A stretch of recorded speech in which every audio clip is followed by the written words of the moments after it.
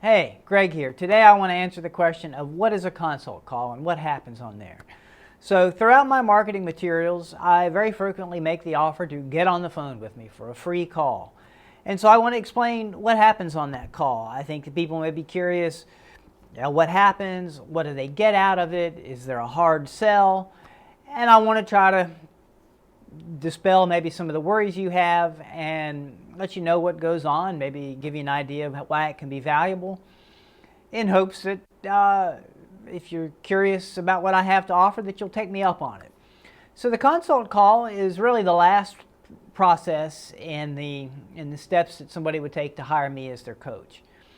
So whether they found me through referral from somebody they know or through my marketing materials, people are going to like the idea of getting on the phone with me to experience me as a real person, see if I seem competent and trustworthy, and to find out about the program. So from my side, I have a couple objectives for the call. I need to find out if I can help the person. Is their specific problem and their goals and objectives that they have to deal with it one that I can help with? And secondly, I want to present the information that I can about me, about the program, so that somebody can make a decision. On the subject of decisions, one of my goals with this consult call process is that I help people make a decision soon, either on the call or ideally within 2 days. And the reason for that is I essentially, a consult call is a type of coaching call, and so I treat the person coming to the consult as a client temporarily. And a lot of what I do as a life coach is to help people make decisions. Decisions are what keep us moving forward. And so for a person to go through the consult, to get some good clarity on where they are and where they'd like to be, and then make a decision, even a hard no, that's valuable to them. They have a better understanding of what they're deciding against, and as a result, what they're deciding for. And of course, I'm a little bit biased, but I believe that a hard decision, yes, is absolutely a win for both of us. But on the other hand, a soft no, a no by default, a no by I'll get back to you later without getting back, it doesn't create any clarity for the person, and very likely it's part of a pattern that they have engaged in their life until now that have created the results. So that's one of the things I can offer, is a chance for a person, the encouragement for a person to make a hard, solid decision. So here's what happens on the call. After a quick greeting, hey, how are you? I usually ask something along the lines of, tell me about the issue that caused you to get on the call today. And they talk, I keep some notes. And then after that, I go through a process called the Wheel of Life. So there's about 4 or 5 categories of life quality, things like relationships, career, health.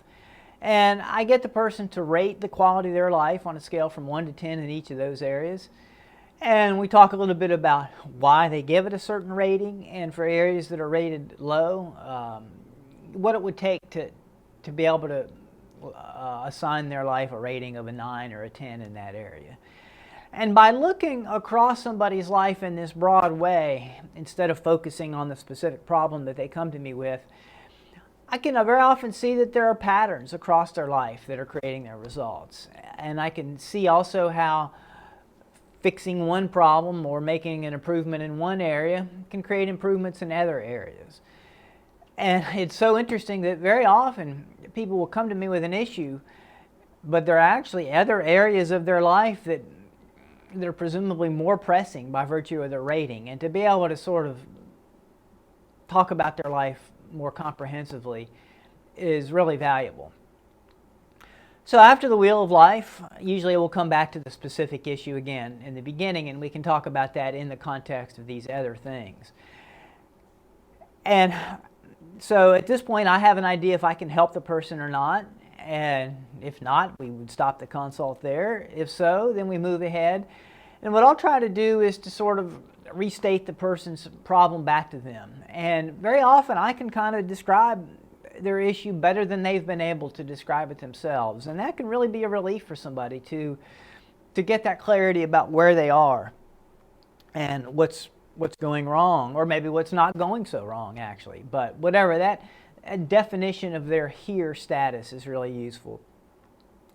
And then I also can see how their life can be better with coaching, because I have coached people from various forms of here to improvement. And so I share that vision of what their life could be like, and I describe how coaching would get them there. What would be sort of the process of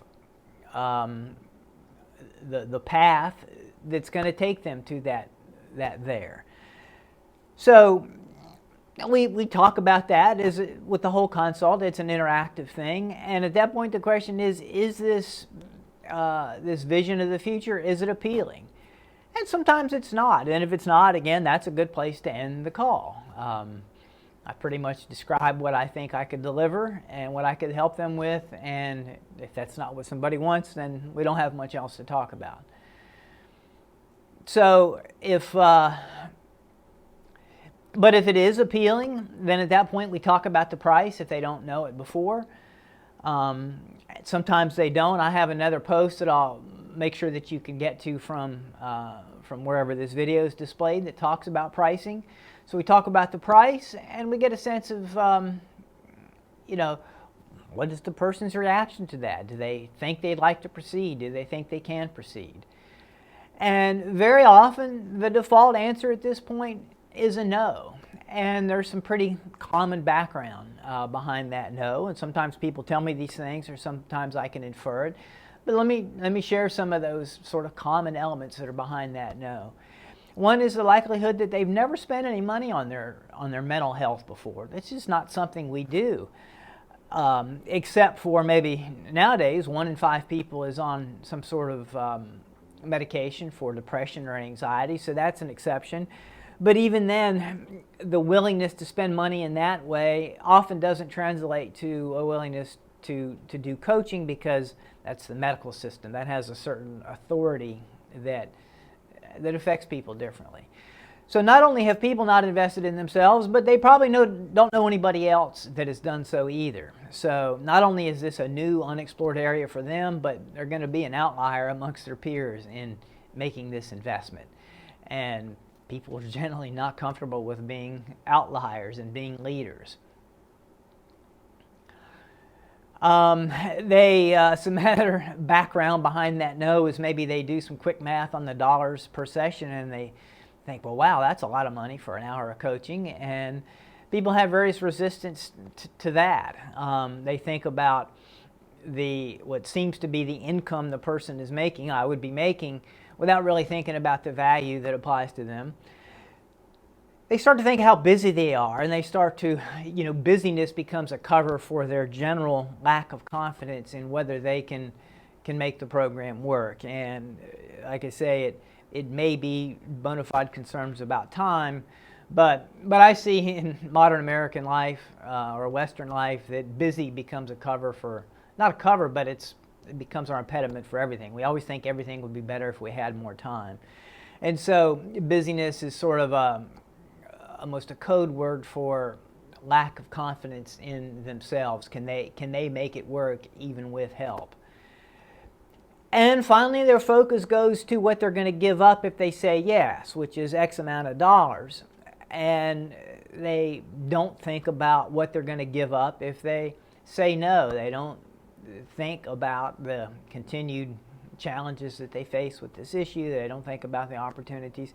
Even if they have accepted what I had to suggest about what could be better, that awareness falls by the wayside. So if somebody is in this position of what I'll call a reluctant no, they're interested in coaching, they'd like to do it, but they've got these various reasons as to why they think it can't work for them, I'll ask if they want to talk about it.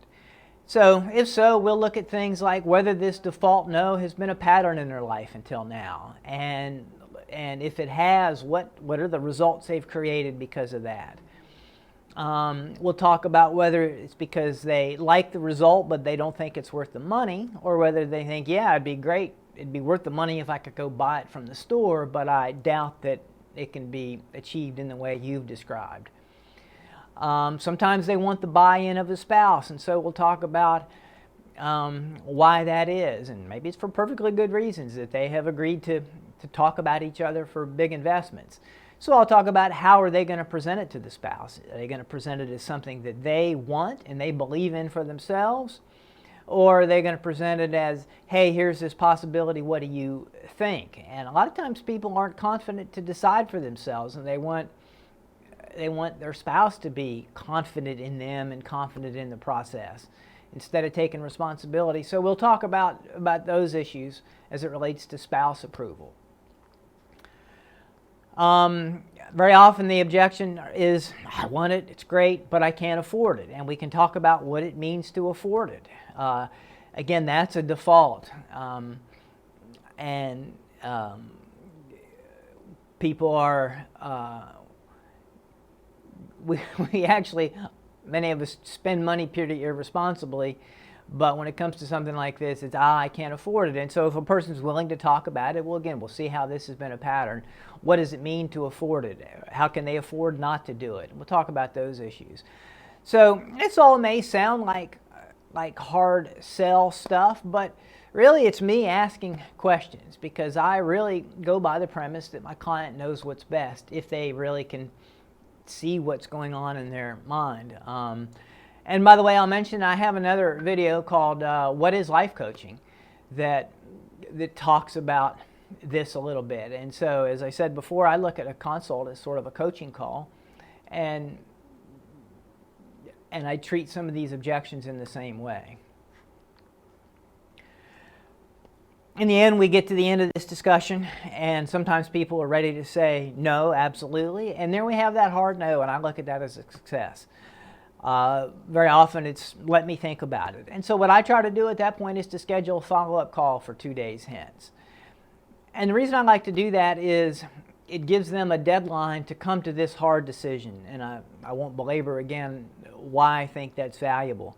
And it can also be valuable to me to hear that hard no. I can get a sense of maybe I didn't understand their problem, or I didn't present the solution in the right way, or